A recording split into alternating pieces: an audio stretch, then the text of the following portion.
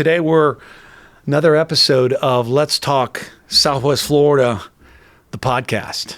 And today we have Kevin Karnes, the clerk of the court and comptroller for Lee County. Yes, sir. What's comptroller mean? Well, thank you for having me. This is a really great opportunity. I appreciate it. I've never been on a podcast before, so I'm really excited to be here.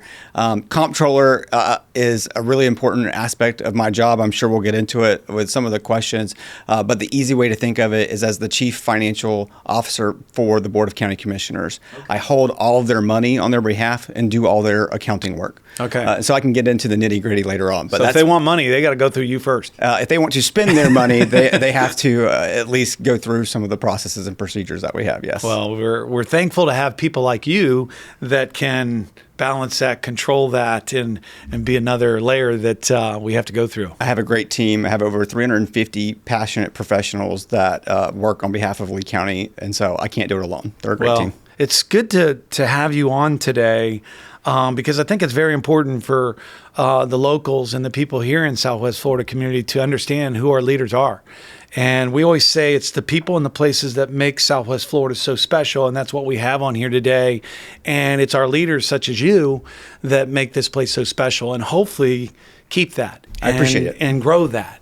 And because our community is very special. I've been here all my life, pretty much since I was 3 years old, just turned 58. And I pinch myself all the time for the beauty that we have here in Southwest Florida. It's just a great place to live. Couldn't agree more. Yeah. And it's real. I always say Lee County, Fort Myers, Cape Coral, Sanibel Captiva, it's real. Estero, it's real. Alva, it's real. Real people. It's a blue-collar town that's changed a lot over my time here, but it's still real people. We were saying before the podcast starts, paradise. And it's paradise not just to work in, but it's paradise to live, work, and play. Yeah. And so I love Southwest Florida. I couldn't agree with you more. Yeah. So we've got your story, and that's what it's about. It's more your story. Naturally, what you do, being the clerk. You're a homegrown leader. You told me you were from Bakersfield? Baker County, Baker Florida. County. Yeah. Where's Baker County? So right next to Jacksonville, you know where the little boot is at in the northeast panhandle, where you got Jacksonville? Yes. So we're really on the I-10 corridor in Baker County between Jacksonville and Tallahassee. And that's where you grew up? That is where I grew up. Born and raised in Baker County, Florida, a county of around 30,000 people. Been that way for as long as I can remember it. And still love going up to North Florida. Although Southwest Florida and Lee County is my home, as I was saying earlier, I've lived now in Lee County longer than Baker County, but there's something about going up to North Florida and seeing the stars and seeing the wilderness that some of our community have down in Southwest Florida, but there's no place like going up to see my family and seeing where I grew up. That's a good thing, though. You know why? Because you don't forget where you came from. No, and whether it's Lee County, whether it's Bakers. Yeah, and so it's really close. I live in a very, very dirt roads in North Florida. I tell all my friends that I could literally spit into Georgia. That's how close we are in North Florida. But go out. There's no cell phone reception on the 18 acres of land that my family lives on. And so it's just a good little reset and reminder of just connecting with my friends and family when I'm up there. But I'm in Lee County. I'm never going back. I don't intend on moving anywhere. Florida native. I love Baker County, but I love Lee County. That's great. Graduated at FGCU. Yeah, and so I meant to tell you that story. I was in Spanish class, coincidentally, in my senior year of high school, and they were doing the whole college tour, like where we should all go and thinking about our next steps. And everybody in my class of 200 was how big our high school class was really going to UF and UCF and just the normal ones. And they got to this relatively new college called FGCU. And for whatever reason, I had a magnet to FGCU. So FGCU was the only school that I toured. My mom and stepdad were basically like, "Are you sure you don't want to apply anywhere else?" But I graduated 16th in my class, so I was pretty much guaranteed to get into college. But FGCU was the only school that I applied for, the only school that I toured. I fell in love with it once I did the tour, and they couldn't convince me otherwise. And so I lived on campus for the first year or so. And then when I moved off campus, when I started to really get a taste of Lee County. And then I remember, will never forget my mom saying, like, so when we were getting ready to leave, she's like, "You're never coming back." And I was like, "No, Mom, I'll be back." And she was right. All these years later, that I'm not coming back. Lee County is my home. Well, like you said, though, it's good to get back to your roots and not forget where you come from, and find a little peace there so you can reset. And then you come back and you help Southwest Florida and Lee County. So I'm just going to read some stuff here that we've put in, and a little bit about you. You were appointed by DeSantis in 2022? I was. So I started with the clerk's office in December of 2007 as a file clerk back when the court system was paper-based. So my job was to come in basically after the offices closed. I worked from like 6 to 10 at night. So I could still go to FGCU during the day with all my courseworks, leave class, come to the clerk's office and start putting things in the court file. So I started at really the most entry-level position that you could probably think of in the clerk's office, and it was never really meant to stay. Honestly, I wanted to go be a juvenile court judge is what I wanted to be when I grew up.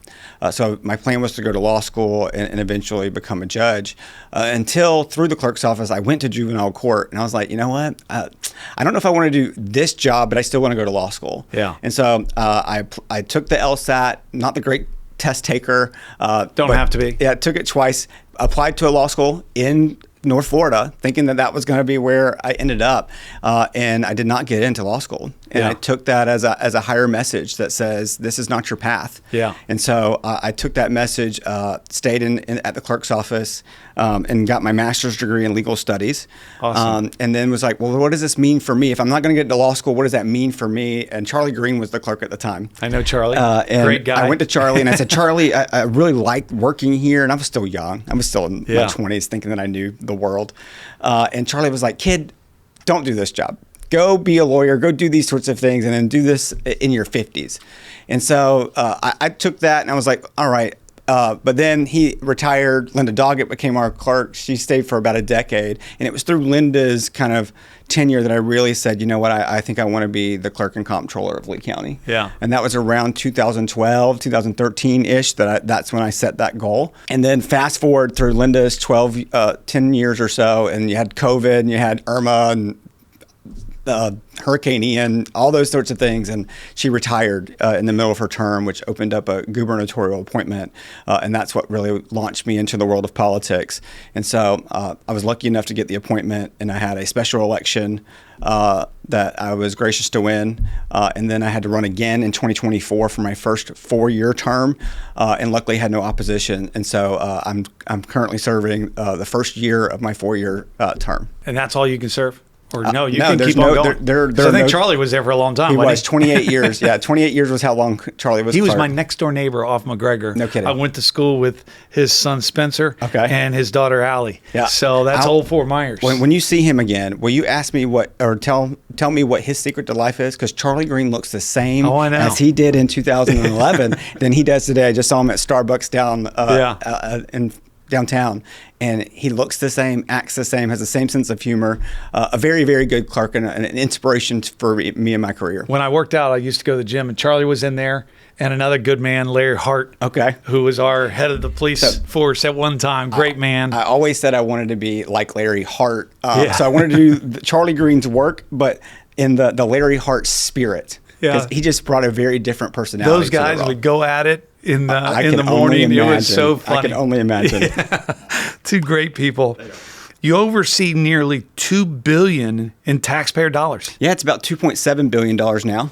So the portfolio has grown under my first 3 years. But if you don't mind me digressing a little bit in how this all works, just at a 50,000-foot view, is that your property appraiser, his job is to appraise property. He's giving the number based upon how much taxes you're going to pay. Yeah. When his work is done and he has a big job, he gives that number over to the tax collector. Yeah. The tax collector, Noelle Branning, her job is to collect that number. Once she collects that number, which we were talking before it started, is around $7 billion for Lee County, that she collects on our behalf, her job is then to distribute those monies to all the taxing authorities. And I can't remember the exact amount of how many taxing authorities we have in Lee County, but I think it's north of like 50. Okay.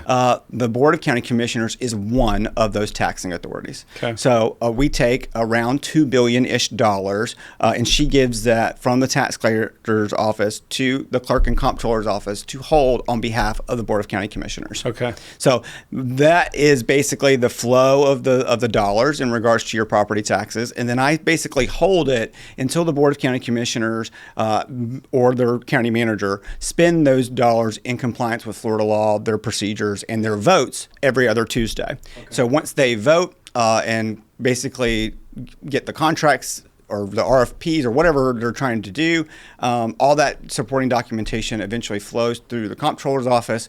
We're dotting I's and crossing T's, making sure that all the things are in place for all the accounting work that we do. And then we pay all those vendors, we pay for their employees, and we do all the financial accounting work on the back end. So that's the 50,000 foot view of what it means to be comptroller for the Board of County Commissioners. Yeah. Well, I didn't know all that. Yeah. So, I mean, I think there's a lot of people that don't know all that. They don't. And so I say this a lot in the community when I'm out, that I introduce myself as clerk of court and comptroller because the role is somewhat nebulous and complicated. Yeah. Where Matt Caldwell's, you appraise property. Yeah. Noel, you collect taxes. Yeah. The sheriff, everybody knows the sheriff. Yeah. You get to the Lee County clerk of court and comptroller and you're going, help me understand. Yeah. And so I try to find the easiest way of taking a really complex role that you can't really get by the title and making it easier, or at least a little easier to understand. I like the feeling that I get on some of the things with some of our local leaders where you're almost getting to know that person by some of the marking that's done and the presentation like your office might do, or even our sheriff's office might do. You know, whether you like all those different things or not, it just makes you aware of the person that's leading us, whether you like them or not. And also too, that, you know, just about Southwest Florida. And, you know, these are our leaders, and we've got to live in this great place, in this great community in Lee County, and we want to shout that out and not take advantage of it. But I like the fact that you're in here today so people can get to know you, because there's a lot of positions like yours that people don't understand, the people that are running them. And I think it's really important to understand, especially those elected officials that we are, you know, putting in our county's hands and, you know, to lead us and guide us and do the right thing. Everybody pays attention to what happens up in Washington or in Tallahassee, and that those three branches of government, about what the president and the Congress and the governor and the legislative branch, that exists down at the local level too. Yeah. And we work together just as much as you see on TV for state and national governments. And we have a fantastic group of elected officials. We all work very well as a team. And so I appreciate opportunities like this to tell the story, to explain what we do, knowing that it's not going to stick all the time, but when you can get a little bit more clarity, I think that's a good thing. Yeah, all it takes is one person, you know, a few people, and then all of a sudden it just builds from there, and, you know, then hopefully we all become better. That's the goal. That's the goal. Together. Absolutely. You're also involved with our community outside of the clerk's office, and I know you're a big advocate of United Way. I am. And you're on the board? I'm the board chair of this program. Good for you. Yes. So you probably know David Fry. I do know David Fry. David is a great man. I reached out to him this morning. I said, where's my mentor, my friend David Fry, one of our community leaders, just a good man, ex-CEO of WCI. Would like to have him in here because he is one of those people that makes Southwest Florida. He would be a fantastic speaker. Yeah, he's raised a lot of money and advocated, not just for United Way, but Harry Chapin. He's Valerie's house. He was remarkably on the board. involved. Yeah. Right. He helped me so much. I was the chair of Valerie's house, and we've got a great chair now with Crystal Lynn too, that's been with us forever. But David was on that board, and he gave us really good leadership. And those are some of the people in our community that are on the, you know, the backside. They're not out front. You know, they're not the guy on the podium. They're the guys behind that guy, but they're just as much part of it and leading it and directing it. And thank goodness we've got people like David Fry also out there in the community, and a lot of people like him. Randy Henderson, it's a big our board. former mayor. Yeah. Good man. United Way has over 68 board members, Yeah. I believe. So we get all the powerhouses to start doing the good of the community. And you help direct their money. Janine Joy is the president and CEO. She is fantastic at her Yeah. job. She just hit her 30 years of service with the organization. So she makes the board's job very, very easy. Yeah. But as board chair, you're right. I'm just there to help guide the ship with Janine doing most of the hard work. Yeah. So the story with the United Way is I got involved in one of their fund distribution teams. And that's unique to this United Way, is that how they collect and distribute the money is very, very unique. Oh, yeah. And it's very transparent. It's very educational because it's just normal people serving on committees that go do tours of all these United Way agencies and programs. And you're getting a peek behind how they use those dollars and making recommendations to the board on those appropriations. And so it was from that experience I'm going, wow, this is a really special organization. So I eventually became a team leader on fund distribution, so building out my own team of what I would call next generation participants in the United Way. And then from there, I got tapped to be the pace setter chair for the campaign. They have an $11.3 million goal. And so then I had to get busy raising $11.3 million. And that was 2 years ago. And then you take a year off because that's a big job and a lot of work. And then in that year off, they're preparing you to take the board chair position, which is what I'm doing now. And we actually have a meeting on Friday to kind of talk about how the campaign's going and what good steps we're doing for the community here locally. Well, thank you for what you do at the clerk's office. Yeah. But thank you so much, even more so, with the United Way, and that's what helps Southwest Florida be so special too. Is we're a very giving community, a lot of philanthropy out there, and I've learned that with my involvement with Valerie's House, and I too, through Valerie's House, as a board member, as the chair, got to sit in on those interviews with the United Way because they looked at all the different factors of Valerie's House and what we were doing and diversity and everything. It's a deep dive in all this and deciding how much money, if any money. And that's great. I think their first goal when United Way was here, it was around $1 million was their first goal 33 years ago. Yeah. And so it's transformed into a $1 million goal to a $11.3 million goal. Yeah. And so you think about the impact of what can happen with $11.3 million. And that's just everybody who lives, works, and plays in our community is giving their precious dollars to invest in the United Way. And they're solving problems anywhere from hunger to veterans to homelessness to people that can't speak English. I mean, it runs the gamut, and that's what I love about the United Way is that it touches so many aspects of our community in such an impactful way. You know, and being involved with nonprofit, not government, but it's the same. I don't want to say the same thing, but you need help. You need employees. You need staff. You need to grow, and because of that, you need money. And United Way is a great organization for someone that, like me, I found Valerie's House. I found a passion. I found something that I could connect to and really give my heart and soul to.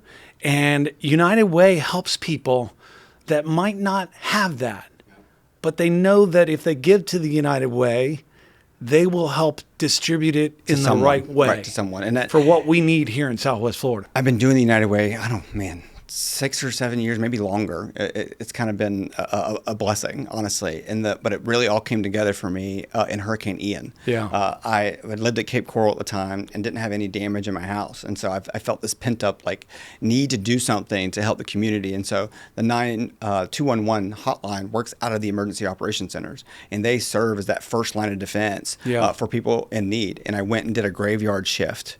Because I still needed to work. I still had my day job, but I still wanted to give back. So I went for a graveyard shift.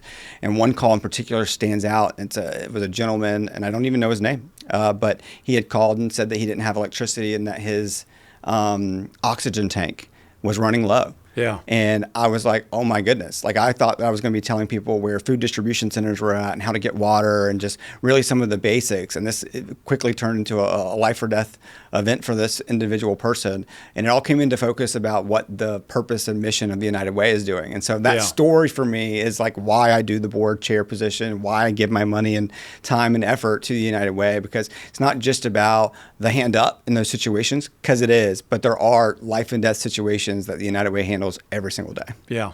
Well, thank you for doing that, because that speaks to your heart.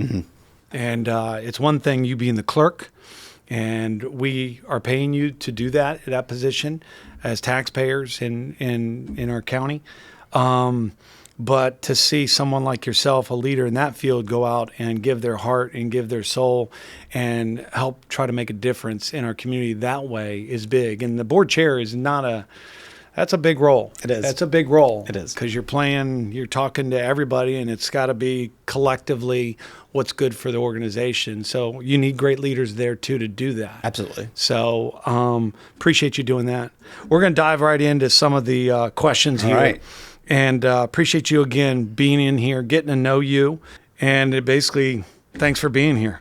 You've told us a little bit about your background, where you grew up. What led you to Southwest Florida really is FGCU, right? Yeah. Or did coming here to Southwest Florida and seeing the beauty, and I mean, because you could have went over to the other coast, and nothing wrong with the other coast, but it's a different coast. Yeah. You could have went up to other areas, Tampa, and you didn't go there, but you found Southwest Florida. I did. So a little bit about me on a more personal level. I'm 37 years old. Yeah, you're young. I have 4 brothers and sisters. I happen to be the oldest of those 4. I am a twin, which a lot of people don't realize, and we are fraternal twins.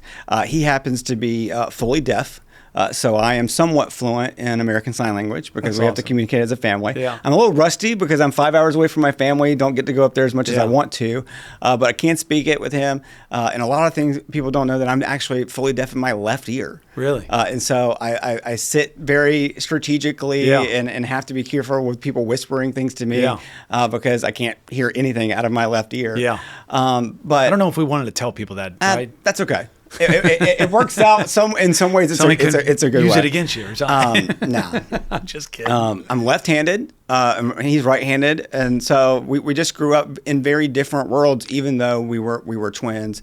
And so we all grew up in a small town, as I said before. And going up into high school, it was just a smaller community, and everybody was doing what felt normal. And for me, I want to be a little bit different. Yeah. And so when I told you the college counselor was coming around and said FGCU, there was something about I didn't hear anybody else wanting to go down there. Yeah. And I liked that it was a new school. I liked that they were breaking ground in the sense of like environmental sustainability and just doing some new things. And I was just wanting a fresh start. How old were you? Because you're 37 right now. I had to have been 19 at the time because graduated in 2006. And so then I kind of moved down shortly after I graduated. I mean, it was a couple months. So at 18 years old, you're already thinking about public service. You're already thinking about serving your community. I was at 18 years old. And absolutely. that's not normal. No, I knew that I wanted to be in public service. At that time, it was to be a judge. Yeah. I'm very passionate about the legal system. I mean, I'm listening to podcasts now about the Supreme Court, and there's something about law and politics and justice that really fuel me on a day-to-day. So I knew I wanted to be in that field. And then I'm just blessed to have a career at the clerk's office where it's a blend of helping our community, law, and of course politics, being elected. And it just has really been the perfect combination of elements that got me to Southwest Florida. And I'm happy to be giving back to FGCU as well. I'm on their alumni committee. And so that was really what shaped me as a human being. Yeah. I can very distinctly remember some college professors and classes that really just said, this is it. And so once I got through the 4 years of FGCU and realized how big Lee County is, I mean, people don't realize it's 890 square miles, and our islands are very long and kind of go down our entire coast.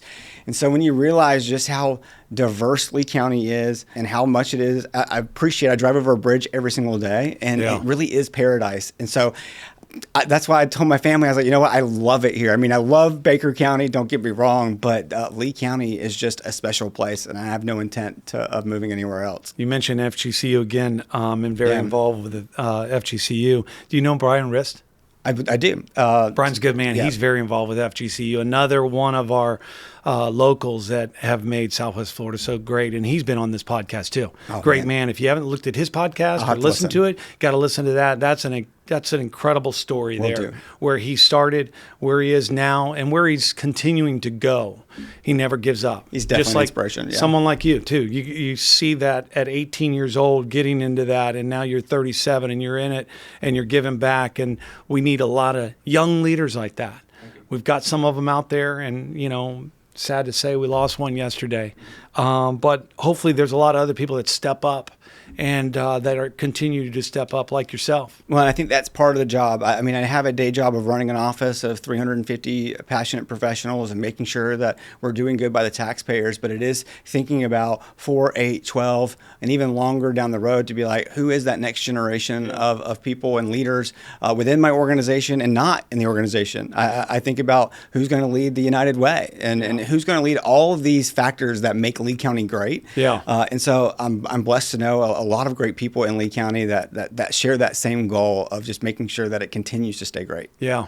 It can be heavy. Yeah. It can be. Thinking about that kind of stuff. If you look at my campaign stuff from 2022 versus what I look like now in 2024, I'm definitely more gray. The hair's a little bit more thin, but it was a good trade-off. Yeah. I wouldn't trade it for the world. That's great. Next question. You started as a file clerk in 2007. That's about a ground level as you get. We talked about that. We did. As far as you starting at pretty much the bottom at 18 years old, basically. And it's a great story. We tell all of our new staff my story because we want them to know, like, hey, listen, you've stepped into this organization, and we hope to have you for as long as you want to stay here. Yeah. But there's nothing stopping you from going from the position that you're in now to the elected clerk position. Yeah. And so that's really, I think, a special journey, one that I'm really glad that I took. But I learned so much along the way and had so much help from people who just gave me the talent and time and mentorship that I needed to be successful. So I'm successful because of them. And so I try to be that person for people in and outside of my office. Do you work with our county commissioners on a regular basis as far as I talk to them a lot? Very, very, very regularly. Are you really? I do. That's funny. I know a lot of those guys. Good guys. Your office oversees nearly 1,000 responsibilities. For the everyday person listening, what are the top 2 to 3 things your office does that impacts their daily lives? That's kind of a hard question because I have 5 jobs underneath the Florida Constitution. Yeah. And so that's why I introduced myself as Clerk of Court and Comptroller. So the 5 are Clerk to the Court, the County Comptroller, the County Auditor, the ex officio Clerk to the Board of County Commissioners, and the County Recorder. So I have 5 very different jobs, and so everybody's meeting those expectations in each one of those 5 things. And so it touches your life as a Lee County resident in very different ways, depending on what you're needing to do. Yeah. And so I have this story that I tell people that kind of touches on some of it, and it's like you move to Lee County, you're relatively new, and then you get a jury duty summons, and then you need to come down to the courthouse in order to do that. Well, you're driving downtown in order to serve your jury duty, and you get a traffic ticket. So you come downtown, you're sitting in the jury room, you're ready to do your civic duty, and then you realize, while I'm here, I should pay my traffic ticket. You're both interacting with the clerk's office. While you're at jury duty, you meet the love of your life, and you go on a couple of dates, and you decide that you're going to spend the rest of your life with someone. You get your marriage license at the clerk's office. And so you then go, you know what, we need to celebrate our marriage, and we need to go on a good trip to celebrate our relationship. You get your passport at the clerk's office. Well, then you go on vacation, you realize, what am I doing? I met this person at jury duty. I can't spend the rest of my life with this person. You're going back to the clerk's office for your divorce. Yeah. And so then you go, well, I can't live with this person. I need to get my own piece of property. You're recording that document with the clerk's office. Yeah. And then you're very successful in life. You get another property and you start renting it out. You pay your tourist tax at the clerk's office. So my whole point, and then one final step is you've lived a very successful life in the county. and you need to prepare for end of life stages, your probate case goes through the clerk's office. Yeah. And so there is so many ways that people are interacting with their clerk's office in ways they don't even realize it. They don't even realize And so it's hard to put it into two or Can three you things. tell that story all over again? I know, right? Great story, though. I've perfected it a little bit because, and that's really what fuels me in this job, is to know that when you work with a property appraiser, he's got a very important job, but really you're working with him on your exemptions and the value of your property. Yeah. And then you kind of forget it until the next year. Same thing for the tax collector. She sends you the bill. And you're paying that really one time a year. You may go there for some driver's license or a business permit. So you're going there a little bit more than the property appraiser. I mean, the sheriff is great. They keep us safe, but really when you're interacting with them, it's probably not for a very positive reason. Yeah. And so really it's this story that really brings together what the Clerks and Comptroller's office does from literally cradle to grave. I mean, we handle adoptions in the court center. So it's really all aspects of your life that you're coming down and interacting with one of the 350 professionals that work for my office, and we take our jobs very seriously. That's why I think it's so important to I think it's great to get him on camera because, one, he's very knowledgeable. He's committed. He's dedicated to his craft and to this community in Southwest Florida, but also he's a great speaker. And I think that little Q&A at the bottom of your website that someone like I can go to and to help you explain, just like that story you just told, that's a great video. That's a great video for you to put on there. And then just all the other things that go into things like that. I think that we need that. We want that, because it's some of this information that's out there just in print. Yeah, it's hard to explain on the website. It's and you can help do that very well. Thank you. I encourage you to get on camera more and to do that for us here in Southwest Florida. So you help us understand things a little bit better than us trying to figure it out, or just putting it aside and go, somebody else will figure that out. That kind of thing. I don't need to know that or whatever. I'll definitely think about it for sure. Yeah. So look forward to seeing you on camera. You manage nearly $2 billion in tax dollars. We've talked about that, and pay over $1 billion county bills. What does that really mean for people in Lee County? Yeah. And we've touched on that. Can you give us a practical example of how that money touches their lives? Absolutely. And so as I said before, that money gets to my office from the tax collector, and I kind of hold it until your Board of County Commissioners decides how to spend it. Once they spend it, I get the contracts and invoices, and then we're dotting I's and crossing T's to make sure that the dollar amounts and everything kind of matches up. The easy way to think about what I do as comptroller is I'm the last link in the chain before that check is written. Yeah. And so our job is to make sure that if the project manager for Project A is billing at $350 an hour, that matches up to the invoice that's coming through. And we make sure that it's going to company A, B, and C at 123 Easy Street. And so we're really just making sure that the work being done by the Board of County Commissioners and the county manager's office is really just supported in the documentation. And our job there is very, very important. My accounts payable team are unsung heroes, in my opinion, because they have caught simple mistakes that would cause the taxpayers to pay more than they should have. And so there's a story that I tell about we got an invoice in for $250,000 from a particular vendor, and that's a very typical invoice. And my team said, this doesn't look right. This is not the typical dollar amount that we get from this vendor. And they did some digging, and they realized the invoice should have been for $10. Yeah. And so they did their digging and found out that that was inaccurate, didn't pay out the $250,000. And so figured out there was a system issue with that particular vendor. And so, great, we saved the taxpayers $250,000. Yeah. But then it happened again. Oh, gosh. And so they thought they had the issue fixed, and it didn't. And so my team was able to, in effect, save $500,000 of taxpayer dollars from us just doing our job every single day. So when it comes to touching your lives, really, it's your Board of County Commissioners that are making the investments in infrastructure and technology and all the great things. But we touch your life by making sure that those dollars we're getting 100% of that dollar, and making sure that mistakes aren't in the way, or someone's not taking advantage of the documentation or the process. And so we're doing all of that financial work. There's around 45 people that work in my finance department, and I'm in contact with them almost every single day, because as comptroller, it's really the only portion of my job that I can go to jail for in regards to mismanagement of taxpayer funds. Okay. And so this $2.7 billion is something that my team and I take incredibly seriously. Yeah. Yeah, that's great. Moving along, what's one recent financial milestone or win you're most proud of that's helping the community? That's a big question. It is a big question. I mean, especially when you're handling $2.7 billion on behalf of the community. There's really two that comes to mind. One is in regards to how we invest those taxpayer dollars. We've been very successful in the market this year to make over $100 million of investment earnings that go back to our community. That's not coming from your tax bill. That's not coming from anything other than the work that my team does on behalf. And so that's giving the Board of County Commissioners $100 million to decide what they want to do with. So that's one huge accomplishment that I'm proud of. And the second one has to be our budget. We're in budget season now.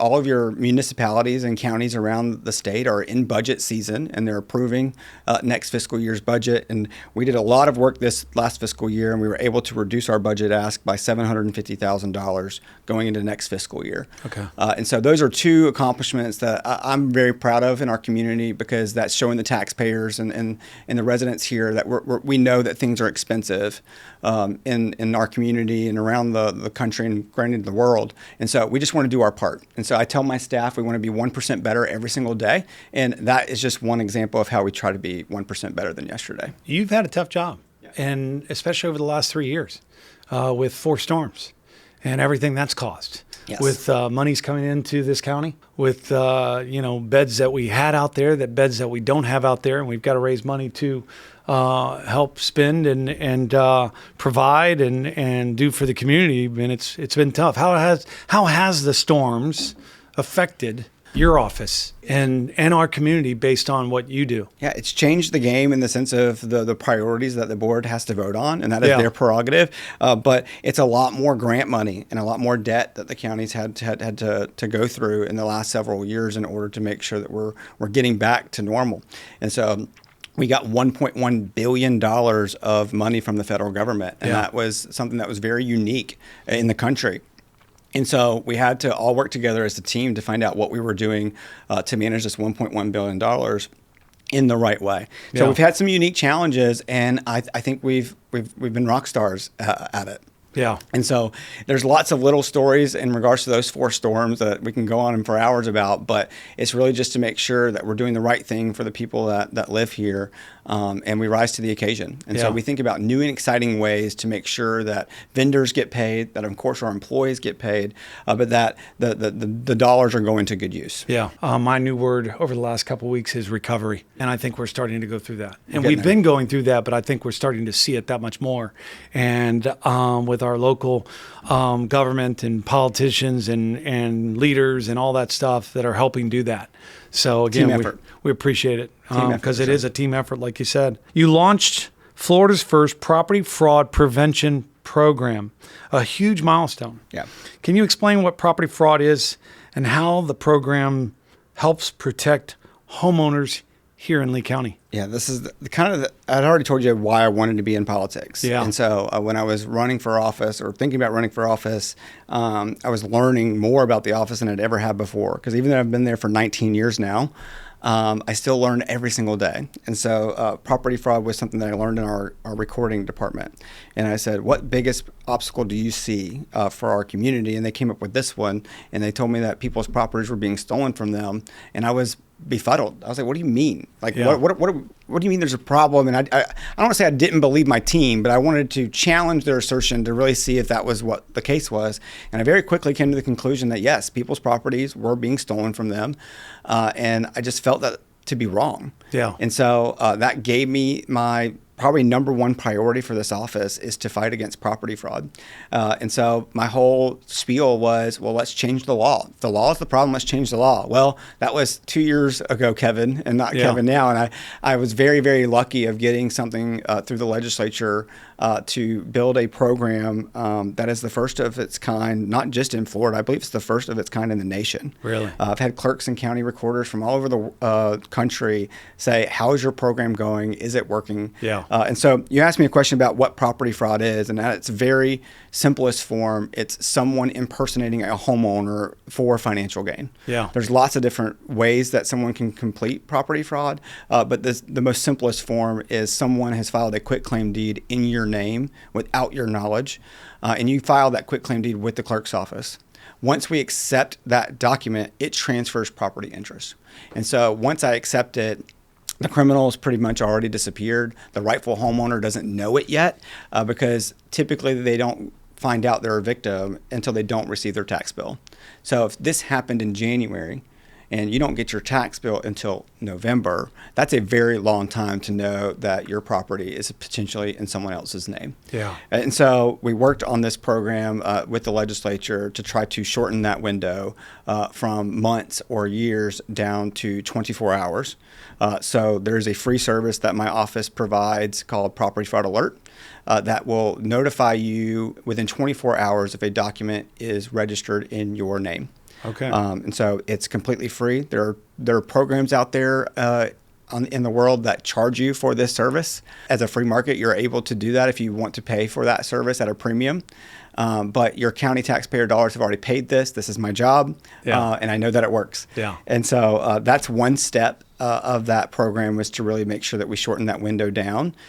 So law enforcement, like our sheriff's office can start their investigation very, very quickly. Yeah. And then that second piece is that notification still wasn't good enough for our sheriff's office. So that's where this property fraud program comes in, that allows us to collect government issued IDs with the deed.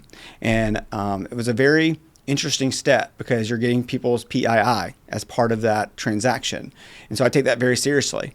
But it was a way to get law enforcement more tools to do a more thorough investigation. So now they're on the horn within 24 hours, and now they have the picture IDs of the parties within that transaction. Yeah. And so it's still not perfect. We got a long way to go, but we are leading the country in regards to property fraud, and it's a really good accomplishment. People that are trying to take advantage of that, do you see that a lot of the people that are trying to take advantage of someone and that property, do you see them from our country, or do you see them mainly from other countries? It's both, for sure. Vacant land is going to be a very vulnerable piece of investment in this county. I mean, when you live next to a coast, there's going to be criminals who want to exploit that.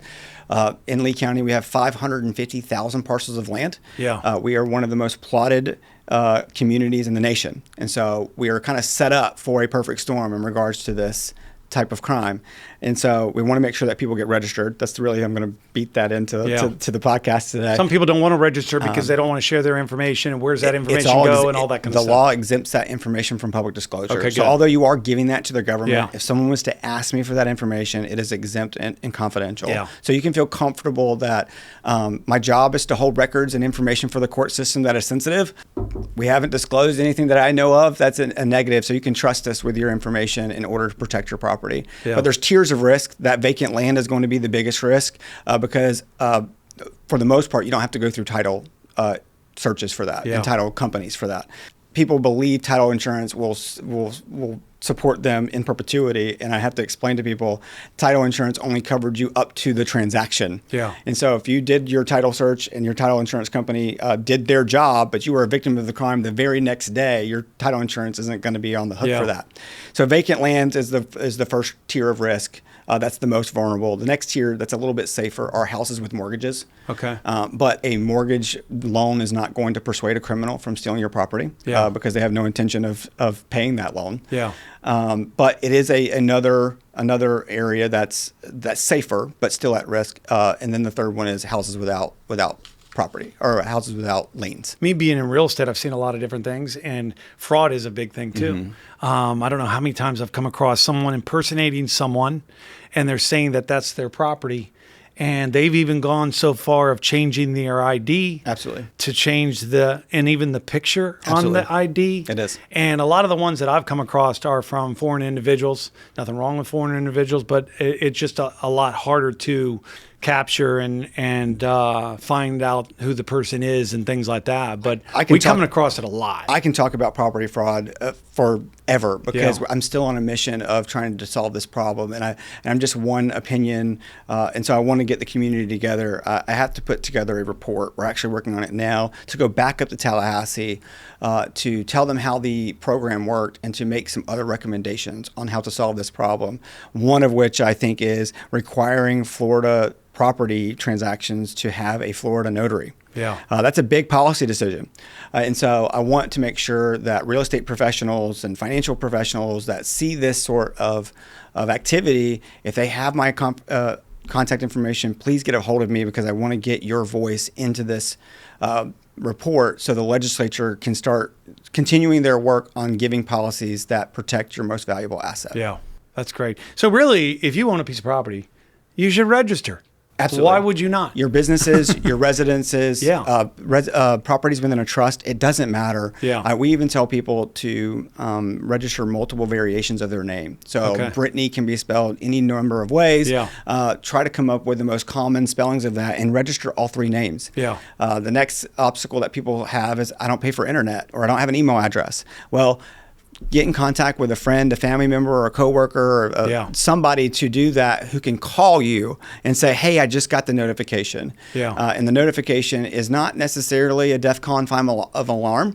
It could be. You need to do your research, because you may be doing something with your property that is not a fraudulent activity, like getting a notice of commencement. Yeah. It's going to basically notify you anytime a document was in your name. And my story there is, I had gotten a notification. I had registered for my own service, gotten the notification, and was like, oh my gosh, someone's trying to take my property, only to learn that it was my refinance that had gone through. So That's not necessarily bad. You just have to know what's going on in your particular situation. So you get the notification. Yes, sir. Because I get a lot of notifications, and I say, is this truly a notification? Yep. But if I'm questioning it, I can just go to your website and check then, right? When you get the email, it will give you a link to the image. But if I don't want to click on that link? I'm with you on clicking links. I just talked about that yesterday with my staff. But if you don't, yes, you can go to the clerk's website and find that transaction. Okay. And do your research on, does that look like my signature? Did I know who this was going to be? Or is this the real Kevin Karnes? There might be two Kevin Yeah. Karnes in the community. So you need to look. If you want to get those notifications unique to you, you have the ability to register your parcel ID. Okay. And also name. So now the system knows, look at everything with Kevin Karnes, but only for this parcel ID. Yeah. And so my team can help you go through that process. We can't register for you, Yeah. but we can help you with the registration process to make sure that you're notified more quickly. I think if I got an alert, I might not click on the link, but if I can go to your site and go, okay, this is what it's most likely alerting me on, because that's something that I don't recognize. Correct. And then I can click it from there, or do whatever, or call or whatever. And the next step is, you realize that that's not your transaction. You need to call the law enforcement agency within your jurisdiction. So you live within city limits, you Yeah. need to call your city police department. If you live in unincorporated Lee County, you need to call the sheriff's office. Yeah. So Lee County residents, sign up. Yes, my goal is to have all 550,000 parcels of land registered within this term. That's great. So Well, thank you so we'll much see. for that. Have you seen cases locally where the program has stopped something bad from happening? We've already just talked on that, right? The property fraud alert system, absolutely. Yeah. We've actually seen some local individuals get arrested because someone got the alert and was able to start that investigation process sooner rather than later. One was investigated by the state attorney's office and I believe Fort Myers Police. Yeah. In regards to the identity prevention program, the ID part, not yet. And what we've learned through that program is that the crime is basically delayed. So what we're finding is, for some reason, the people that are in the ID market are not registering for the program. And so we're trying to figure out that nexus between the lag of time. Mm-hmm. A lot of property fraud happens between family members as well. It's not the foreign people. It's divorce has gone wrong, Yeah. or sibling rivalry has gone wrong. Yeah. And so it's really just a tool just to keep you spend a lot of time and effort, and you build memories in your house. Yeah. And you just want to make sure that you can do everything you can to protect it. And so this is a free service that you can do to give you a little peace of mind. Yeah. So the property fraud prevention program is one tool in the toolbox. I'm committed to working with the legislatures to expand those tools because one property stolen is too much. Yeah. That's great. Good stuff. Let's talk property taxes. A lot of people don't know where to start if they think their taxes are too high. Yeah. And we get into this every year. And I tell people at this time, when they get that trim notice, check your trim notice. Correct. If you want to petition it, you have a certain time to do so. You do. And you need to look at this. And especially for the second homeowner, the primary homeowner, the homesteaded person, they usually don't have to worry about that. But you should always check your property tax. Should. But second homeowners are big because a lot of times they're up north and they basically go, it's it's not due until, November or whatever. I'll just open it in November. And then it's just a piece of mail that I don't even want to look at the bill yet, but they're not thinking, hey, is that bill too high? Yeah. They don't want to think and technically, about it. your trim notice is not a bill. It's basically an evaluation document that says, did we get that evaluation correct? Yeah. So your property appraiser is basically saying, this is what we've done. We need you to double check our work. Yeah. And so when you're going to your trim notice, your very first step is, like you said, look at that document. If you don't agree with it, go to the property appraiser's office first. Double check that they are basically signing off on your trim notice, because they may find an error. They may find an adjustment. You may have a justification. So start with the property appraiser as soon as you get in your trim notice. But if for whatever reason you and the property appraiser do not agree on that first step of saying, hey, can you double check this for me? And they go, nope, everything's good. We're going to stand by that. You do have the ability to petition with the Value Adjustment Board, but you have 25 days from when the trim notice is mailed. That deadline for Lee County is tomorrow, September 12th. And so if you have not looked at your trim notice, you need to call the property appraiser, or you need to file your petition with the Value Adjustment Board, which is administered by the clerk's office. Yeah. And that's because we don't have any interest in how the outcome comes. We are an independent, neutral party. So you file that with us, and we go back before some special magistrates and facilitate a mini court hearing with the special magistrate to get to an outcome. But 95% of all claims are settled with the property appraiser and the petitioner before they ever get to that stage. But it is important to know that you do have multiple ways of answering your questions and resolving your concern when it comes to your property taxes. I know we have to have time limits on everything, but do you think 25 days is too short? That is set by Florida law, and so your state legislatures are the ones that set that time frame. Yeah, it may be too short, but I think that's good that you said that's set by the state law, because a lot of times people think maybe that could be a county thing. It is not, and it's the county and whatever trying to get away with it, and they know what they're doing and all that kind of stuff. But that's not the case, and it is not. And it's really important to understand that the difference between your truth and millage notice and your tax bill. Yeah, you're not really appealing your tax bill because that's set by your Board of County Commissioners and all your taxing authorities, but your property value is something that you can contest, and there are ways for you to do that, but you got to act fast. I know, not this past one, but the one before that, I looked at the not to bring up the school board and the schools, but a lot of money went towards more of the school that year, more than a regular percentage that you would normally see. It was a huge amount. 40% of your tax bill goes to the local school boards. Okay. And so what I tell people when it comes to this period of time in September is the time to go and watch your Board of County Commissioner meetings, or go attend your city council meetings, or even your school board, because they are setting what their budgets are going to be for the next fiscal year. Yeah. So this is your moment to go get engaged, to tell them your opinion, because those dollars are going to drive what happens the next year of our life. And so this is the period of time where I tell people, don't just put it on the counter. Do your research, pick up the phone, go to a meeting, and start asking questions, because it does make a difference. Well, and you can say that a lot of money went towards school. Well, our area is growing. Yeah. We're building more schools. We sure are. We need more teachers. I just went to hear our superintendent talk last night. We have 118 schools. Yeah. And so I was reading her budget, because that's kind of my thing. And for the next several years, they're planning on another 100 schools and the long-term future of Lee County. And so we're only going to continue to grow.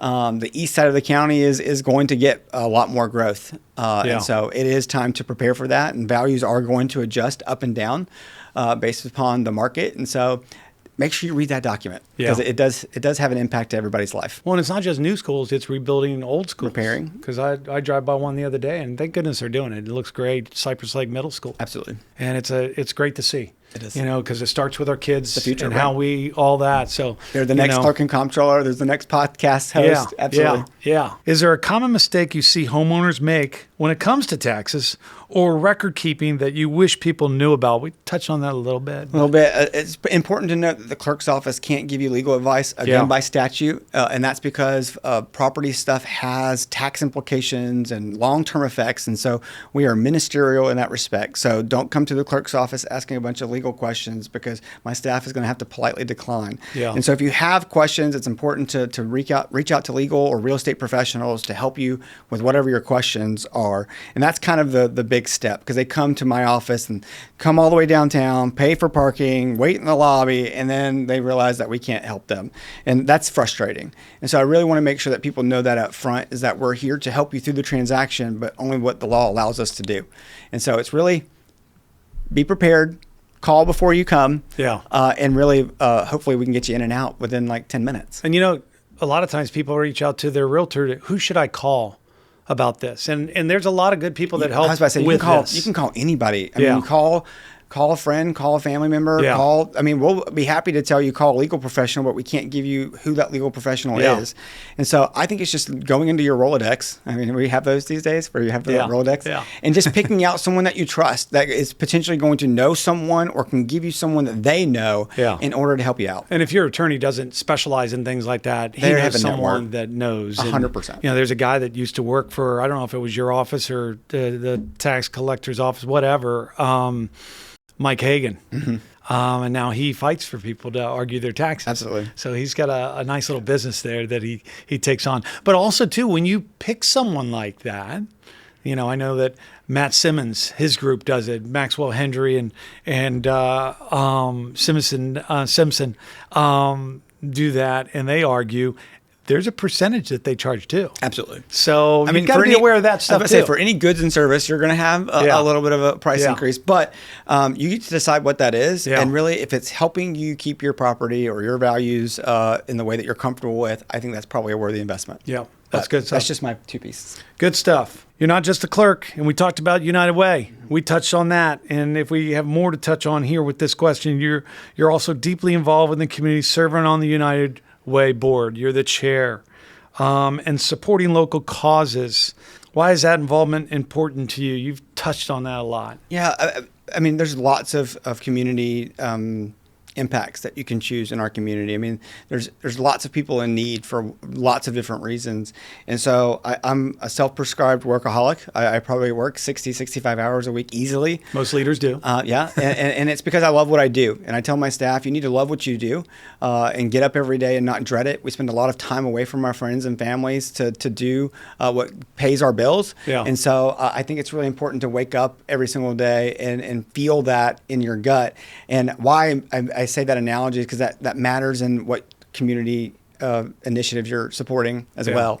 And so I try to find things that do that, where I'm not getting up and going, oh my gosh, I have to go volunteer, or I have to go to this meeting, or I have to go do this sort of things. It's the things that I can get into and then leave that and go, I just made that difference for that person, but also for me and my conscience. So I try to balance it, because I know that I'm helping people with my day job.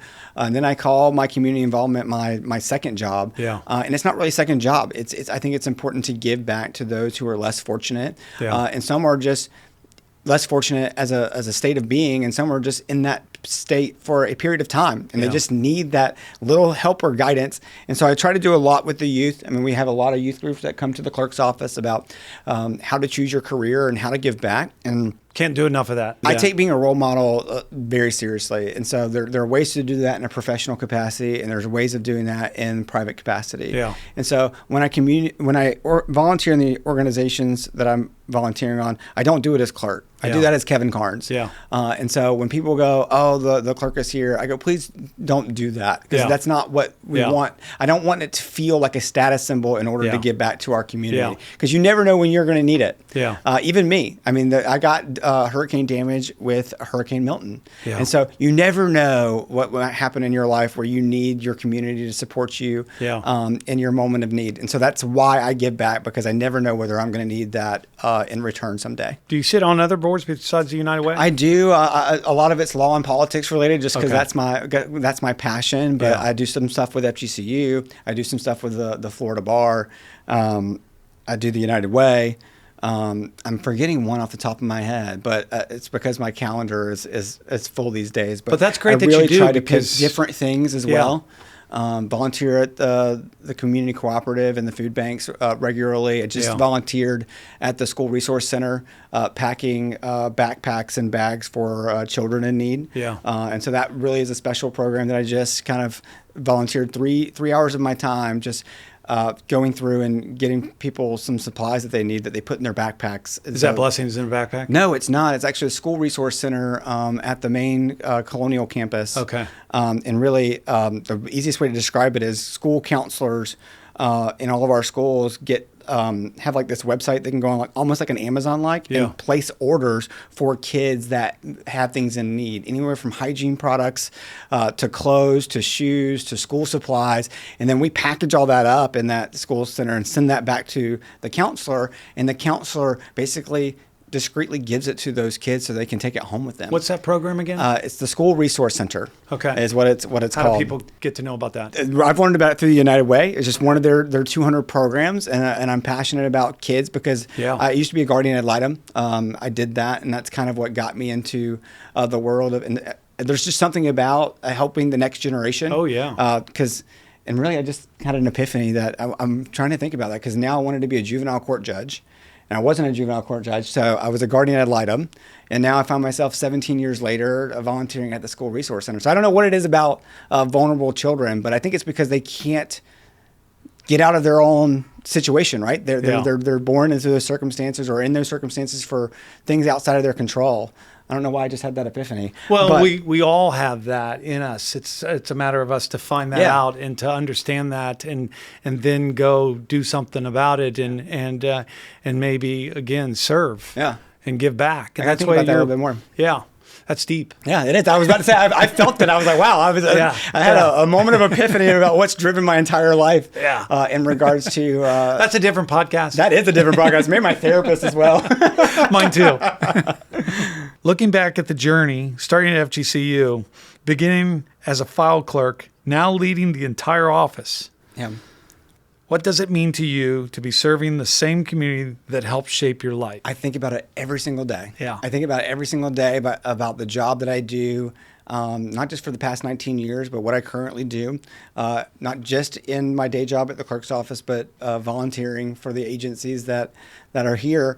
And it's a huge honor. I've had a big blessing. And I think my closing statement for that question is to dream big. Yeah. I tell people you're only limited to your own imagination. Yeah. And so it's to go out there, put in the hard work, and dream big, build your network, ask the hard questions, ask for the help, and then go do it. Yeah. Because you can only be limited by your own self. Yeah, I think if you're listening to this podcast, if you're viewing this podcast or seeing some of these little clips, you see that from you. You see the heart and your commitment and dedication to this community and the things that you're passionate about, and being passionate about your community and the people within and serving in the way that you do. That's big. Thank you. And for anybody listening to this or viewing this, it's an honor to have you on. Appreciate that. What's a project or an initiative you're most excited about bringing to the people of Lee County in the future? That's a big question. I like that question. Yeah, I got two. That's dream big. It is dream big, and really it's setting big goals for my team and knowing that we're creating value for our community. And there's two big ones that I'm really excited about. One is a partnership with the school district that I'm really excited about. We're hoping to launch that in October, and it's really about my county auditor hat and helping them with fraud, waste, and abuse. And so I don't want to tell too much today, but me and the superintendent have been working on this for quite a while, and we're hoping to have our go launch date on October 1st. Because as I said before, 40% of your tax dollars go to the school board. So we want to make sure that fraud, waste, and abuse is something that we handle in the right way. Yeah. And the second one is on my comptroller hat. And it's really we have a publication we call the Sand Dollar, which is all of our financial statements are around 250 pages, and we take that really complex document and put it into a magazine format. Yeah. And it's a really, really award-winning publication that I encourage every single person in this community to read, because it's where your taxpayer dollars are being spent and managed. But that's an annual publication, and we are working on an initiative right now to put that on our website as live data. So you can look at how your taxpayer dollars are being spent from anywhere in the world. 24/7. And That's so great. that should hopefully be live by the end of this calendar year as well. And so those are the sorts of initiatives that I get really passionate about, and my team kind of kills it Good. in a good way. So this is just my first year. And so I'm really excited about what year 2 to 4 is going to bring. That's awesome. For people listening who may want to learn more, whether it's checking their records, signing up for the fraud protection alerts, or even understanding county finances, what's the best way to stay connected? I'm a big person in transparency. So leadclerk.org is the website that can go and get all the information related to what we've talked about today. Anywhere about the 5 hats that I wear, the 1,000 duties, the $1,000 publication, almost everything is out on the website. If you're not one for websites and you're one of those social media individuals, I have a fantastic communications team that puts this out on Facebook and Instagram and LinkedIn, the whole suite. Yeah. And hopefully making it a little bit more accessible to those that are more social media savvy than computer savvy. But you can even access it from your phone. And if those aren't your cup of tea for whatever reason, I encourage you to come down to the clerk's office. I'm there every single day. I'll be happy to give you a tour, be happy to walk you around. And so really I want to meet our community where they're at. So just make the ask. Well, the great thing about today, I hope it's today, that kind of set the tone and kind of jump-started where you're going to go next with them, Megan, and the staff. She's not going to forget that, work. By the way. She's going to come circle back around. We're going to get to know you because you're going to be on video more. So when we go to the website, we see the man, we see the staff, we see the people that are all helping Southwest Florida, and finding out that information maybe because of why they're going to the website and things like that. So we hope to see more of you. We talked a little bit about, earlier, we talked about where you go from here. Mm-hmm. You're 37 years old. You've been doing this since 18. You're young. Yeah. You're giving back to your community. What's the future look like for Kevin? That's a great question. I'm really focusing on doing the best clerk and comptroller job. So as much of the ideas that I've shared with you today, I'm really looking at shaping that office across the state. Yeah. So I'm district director for our association. And so I have lots of ideas about what this constitutional role should do in the short term and the long term. And so I'm going to spend a lot of my time doing that. I don't think I'll ever get bored. I don't think I'll ever get tired of it because I learn something new every day, and it has challenges that I wasn't anticipating that I really enjoy solving on behalf of our community. So I don't have a next step to find other than just doing the best job that I'm doing as clerk and comptroller and redefining this role. It's been the same since like the 1800s, and I find it really special to have an opportunity to shape that role for the long term. And so I have lots of ideas that I work on with my peers, and we are a multi-member group. We are 68 clerks and comptrollers around the state, and so I have to go build coalitions and get their insights and feedback on how I believe this role should operate around the state. And then I have the honor of working with legislatures that say this is good policy, this is not good policy. We're interested to talk about this one more. And so that's just really fulfilling to me. Yeah. So for now, it's clerk and comptroller for the foreseeable future. When's the next election? 2028. 2028. Yep. He's got my vote. Appreciate that. I think you'll have no trouble, especially if you get on social media and video and letting people know who you are, the heart, and your passion to give back to this community and help keep things in order from your position. So we thank you for coming in today. Thank you for having me. It's been a pleasure. Appreciate it. You coming in for another episode of Let's Talk Southwest Florida, the podcast. So thank you for coming in, Kevin. Nice. Thank you very much. Thank you. Appreciate it. Thank you. Absolutely. Thank you.